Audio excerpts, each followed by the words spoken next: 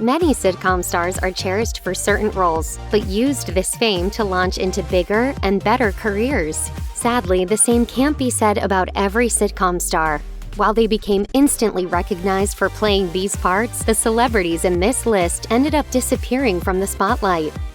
Actor Jodie Sweetin portrayed middle child Stephanie Tanner on the hit sitcom Full House from ages 5 to 13. Instead of continuing to find more acting gigs after the show ended in 1995, she continued her education, finishing up high school in 1999 and enrolling at Chapman University in Orange, California. However, it was not her education that put her career on hold. Unfortunately, Sweetin is one of many stars who fell victim to alcohol and drug abuse, admitting in her 2009 autobiography, Unsweetened, that she was just 14 when she drank 2 bottles of wine at co-star Candace Cameron's wedding. She candidly shared, "That first drink gave me the self-confidence I had been searching for my whole life.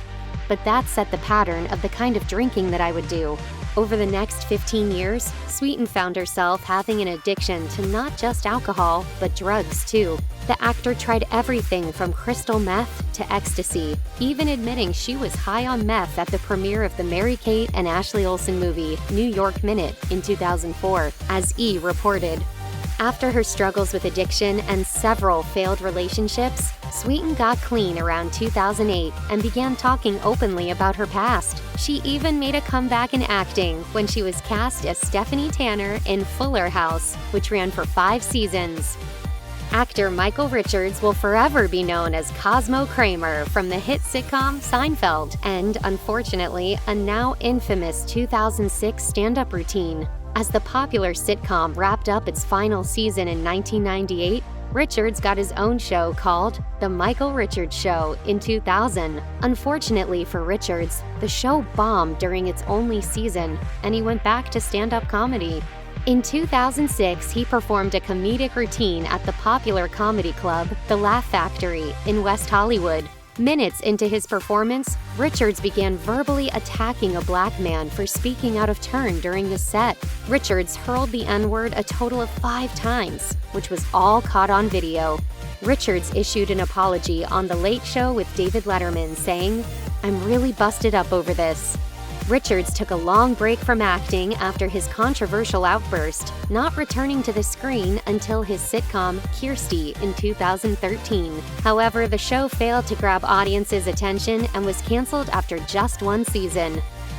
Most actors are proud of their television or movie roles, but that can't be said for Jennette McCurdy, who confessed on her Empty Inside podcast that she was, quote, embarrassed and even ashamed of her roles in the past. McCurdy is known for starring in the Nickelodeon show iCarly, where she portrayed Sam Puckett.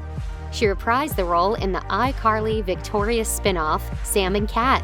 For McCurdy, being on iCarly did a lot more damage to her mental health than most people would believe. She revealed that her time on the show was, quote, hellish, and she couldn't identify with her character. On her podcast, McCurdy explained, "I was a famous 19-year-old and making a bunch of money, and I felt like I had everything at my fingertips. But I was deeply unhappy, and I actually really resented my life because I didn't like the projects that I was a part of." The actor admitted that she took on her Nickelodeon roles to help her family out financially, but has now officially quit acting. So fans should not expect McCurdy to be part of the upcoming revival of iCarly. Elizabeth Berkley would become a household name in the 90s when she was cast as Jessie Spano in Saved by the Bell. After 4 seasons, the show came to an end, and several of her Bayside High friends went on to attend fictional Cal U in the spin-off The College Years. In a move that would end her career as an actress, though, Berkley joined director Paul Verhoeven's 1995 NC-17 flick, Showgirls. Berkley played the film's lead, Nomi Malone, performing several nude scenes. She would later win 2 Razzies for her performance. The movie did so poorly, Berkley not only received harsh reviews, but she was even dropped by her agent, according to the Los Angeles Times. Acknowledging how the movie ruined Berkley's career, Verhoeven told the Los Angeles Times, "I never thought this continuous bashing of the movie and of Elizabeth would happen. If somebody is to blame, it's screenwriter Joe Esterhaus or me. I think she did exactly what we wanted and what we thought would be good. and apparently we failed. Today, Berkeley doesn't seem to hold a grudge about the film, and in 2015 attended a 20th anniversary screening with 4,000 fans. She has also reunited with the cast of Saved by the Bell in the 2020 revival of the series, where she plays guidance counselor Dr. Jessie Spano at Bayside High. Angus T. Jones caused a stir in 2012 when he called his Two and a Half Men sitcom, quote, filth, in a YouTube video from the Alabama-based church Forerunner Chronicles. Jones had worked on the show since the age of 9, but urged people to stop watching it after the actor rediscovered his Christian faith. At the time, Jones was making a lot of cash after signing a $7.8 million contract in 2010 for the next 2 seasons, according to TMZ. Jones eventually left the show at the end of season 10 and was replaced by Amber Tamblyn, portraying Charlie Sheen's long-lost daughter. Jones later apologized in a statement for his words and thanked creator Chuck Lorre for the opportunity that he had given him to be a part of the long-running show. His comments would nonetheless end up hurting his career, as the promising young actor took time away from the spotlight to focus on his religion. In 2016, Jones told People that he had distanced himself from organized religion and has been focusing on something entirely different. According to Billboard, he's working in music event production with P. Diddy's son, Justin Combs. Actor Frankie Muniz graced our television screens from 2000 until 2006 when he portrayed gifted teen genius Malcolm in the hit sitcom Malcolm in the Middle. The show catapulted the young star's career in Hollywood, and he landed major film roles in Agent Cody Banks and Big Fat Liar. However, acting wasn't Muniz's main focus in life, so he pursued his interests in race car driving, joining Jensen Motorsport in 2006 and competing in the Champ Car World Series in 2007. Muniz suffered a serious car crash while competing as a race car driver, which, unfortunately, led to several concussions per People. In 2012, the actor suffered a mini stroke and had a second attack less than a year later, according to Fox News. As a result, Muniz suffered severe memory loss and shared with People that he couldn't remember certain aspects of being on Malcolm in the Middle, but was happy for what he has accomplished in life. He explained, "I've been fortunate to do, like, all of my dream jobs I've ever wanted: actor, race car driver, drummer. I got to do all these great things, and it's because I have drive." Muniz is now a married man after getting hitched to Paige Price on February 21, 2020. The couple welcomed their first child into the world on March 22, 2020. Jonathan Taylor Thomas's picture was plastered on every tween's bedroom wall during the 1990s after he found major success on Home Improvement. Thomas was a celebrated young star who was going places in Hollywood, and by the age of 13, voiced young Simba in 1994's The Lion King, and Pinocchio in 1996's The Adventures of Pinocchio.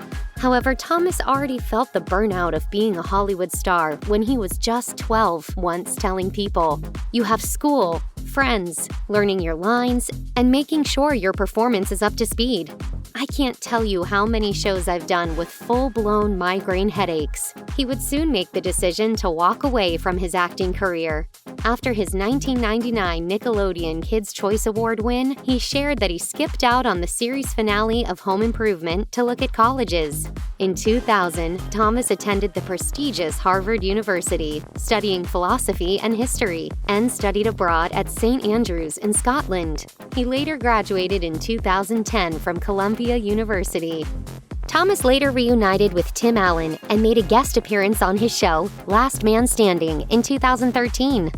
People reported that while Thomas may not work in front of the camera, he is focused on directing and script writing. Actors and twins Dylan and Cole Sprouse were set to become the next Mary-Kate and Ashley Olsen when they started acting at the age of 2.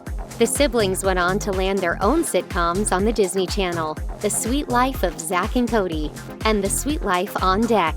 After their time on the Disney Network, both actors pursued their college degrees and graduated from New York University in 2015, according to Vanity Fair. Unlike Cole, who continued a career in acting by taking up the role of Jughead in the CW's Riverdale, Dylan Sprouse chose to quit acting and opened up his own mead brewery in Brooklyn, New York, called All Wise Meadery. He told Vanity Fair, "I think that if you are an actor or you are an entertainer and you don't invest money in something that is more stable than the commission job that is acting, then you are a fool."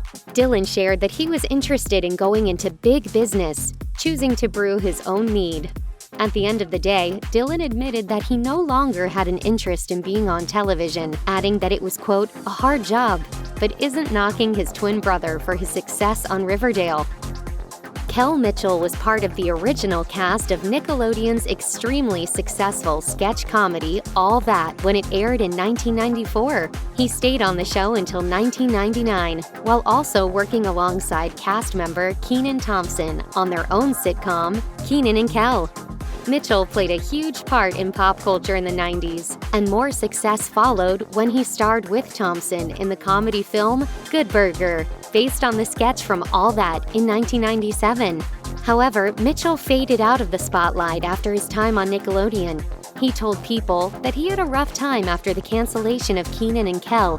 He struggled to find acting gigs, and he was heading towards divorce from his wife of 6 years. Mitchell faced multiple demons, something he revealed in a since-deleted quote, testimony on his website. He had suicidal thoughts while going through his divorce, but luckily turned his life around when he says he found peace thanks to his relationship with God. He shared, "Once I found that clarity with Christ, I knew everything would work out."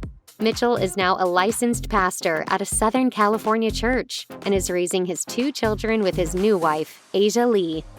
Fans might remember Nate Richert from the 1996 sitcom Sabrina the Teenage Witch, where he played Sabrina's boyfriend, Harvey Kinkle. Richert was indeed a heartthrob, but he didn't have as much later success finding work in Hollywood as most people would have thought. In fact, Bustle reported that once the teen show ended in 2003, Richert was nowhere in sight, and that's because he was focusing on a music career. In 2004, Richert released an album with folk artist C. Duck Anderson called Tone Control, and later released his first solo album in 2012 titled Halogen Moon. Speaking about his music, Richert shared to News.com, "Writing and recording music is something I do for myself out of compulsion. Playing live is something I do to battle stage fright and social anxiety. I figure it's all cheaper than therapy." However, the former actor did admit that it was tough to find work back then, as so many people solely focused on the fact that he played Harvey on the hit series. "I think the roles faded out for me because people identified my face so strongly with the character that I didn't stand a chance at being seen another way. I heard, 'We can't have Harvey from Sabrina,' pretty frequently in auditions. Time has passed and I look different now, so who knows?"